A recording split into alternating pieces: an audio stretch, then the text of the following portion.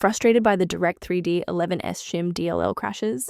I'm Sophie Chen, a Windows support engineer, and we're going to re-register those gaming components today.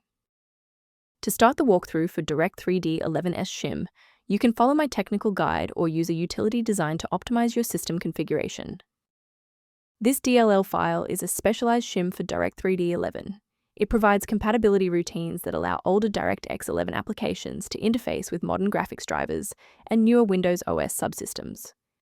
Now that the background is clear, let's walk through the actual installation steps.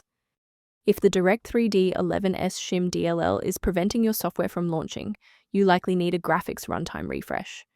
Install the Microsoft DirectX end-user runtime to repair legacy DirectX files and perform a GPU driver update to resolve any issues with hardware-accelerated or compute-based components. If you are still encountering the error after following the official setup, it's time to investigate the underlying system architecture.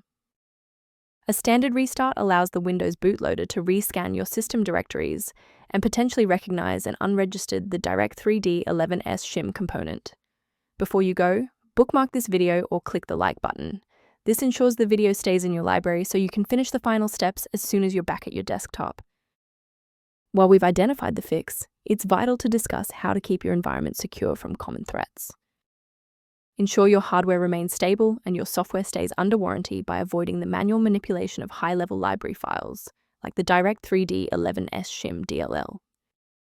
A professional diagnostic tool can be a valuable asset for those looking to maintain long-term system stability and file integrity. For users who prefer structured maintenance, the link below references a tool related to managing the Direct3D 11S shim dependencies.